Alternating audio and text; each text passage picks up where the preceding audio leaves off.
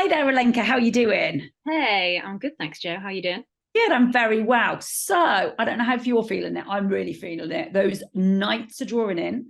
People are talking about putting central heating on. It means only one thing: winter is on its way.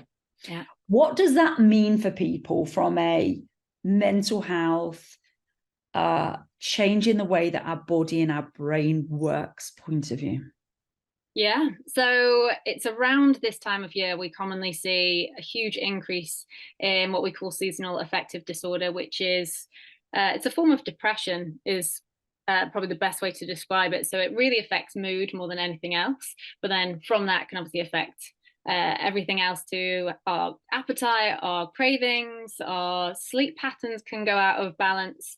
And it's predominantly because of the lack of exposure to sunlight that we get at this time of year. So having obviously sun exposure in the summer is amazing, and it regulates our circadian rhythm, which keeps us awake, it keeps us active. We want to then do things, we're motivated, and that's all because it regulates our hormones like our serotonin, which is a happy hormone, or dopamine, cortisol, etc. And so then naturally, as that starts to decline during the winter months and it's all dark all the time in the morning and then the evening, we're never really getting that light exposure. So often all of those sort of hormones get a bit imbalanced. And then this is why we then see changes in our mood. We might get more tearful. Maybe then we don't really want to leave the house.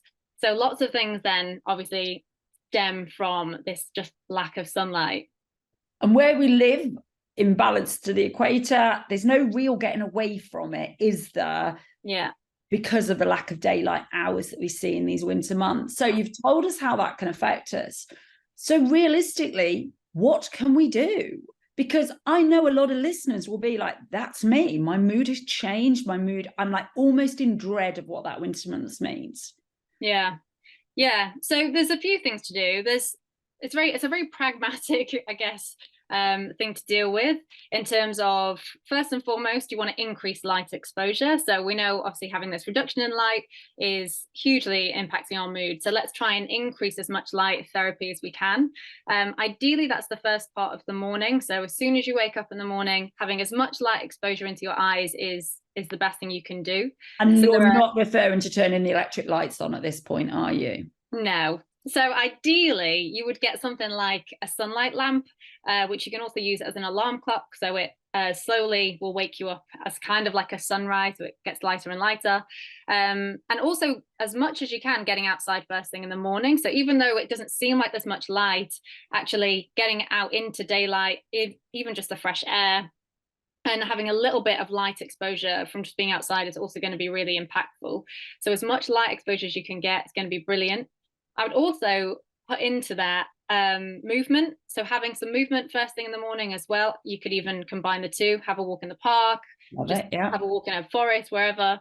Anything like that is just going to also help get some endorphins moving in your system. So you can start to feel a little bit better. And that in itself can build motivation to then want to do more things with your time that day. And the other aspect of it, I would also say, is to kind of flip it on its head a little bit, because you can't change the fact that it's going to be winter. You can't, we don't have any control over the sun. But what you do have control over is how we feel about that. So it can be seen as to be quite depressing. Everything gets a bit darker, but actually, that can also be time to be really cozy and Yeah. to make a room a really nice experience.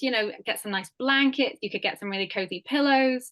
You could maybe find some like movie nights, light a fire, those sorts of things where actually you can start to see it as a more exciting thing. Maybe get some really nice jumpers in your wardrobe so you're excited to put something on in the morning.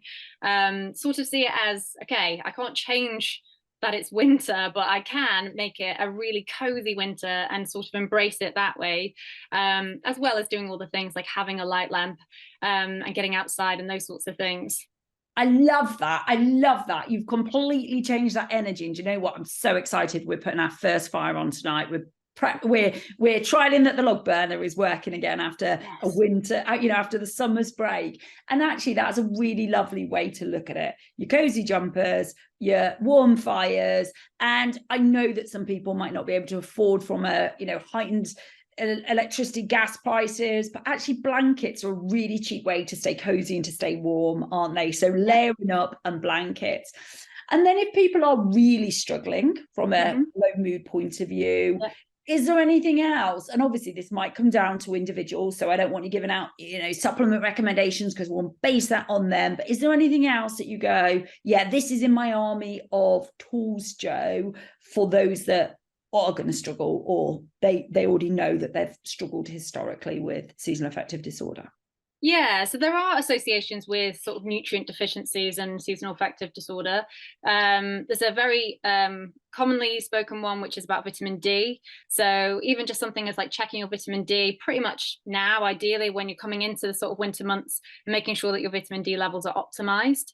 That would just be a really nice starting point. It's also a very cheap test to do. You can just do it from home, or obviously go to your doctor to get a test done as well. And that's quite a nice, quick, easy way of just checking a very key nutrient for mood in particular, as well as other areas of testing as well. It's quite common to see other forms of depression with seasonal affective disorder as well. So, which then goes into lots of other things like your neurotransmitter pathways, your serotonin, and all of those things.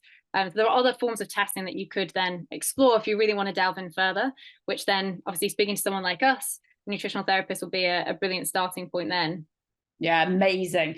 So digging down deep and looking at why some people are more vulnerable than others, but testing people's vitamin D, which you're right, sometimes you can get done through the GP, but if you can't, we generally advise cityassays.org, I think it is, but if you just Google City Assays, theirs is a finger prick test that you can do at home and you get your results back within a few days. That's a really good place. I think it's £31 last time I looked. So it's a really good way to do that. If your GP says they haven't got the budget for it, which sadly a lot of health authorities, they've pulled the budget on vitamin D testing.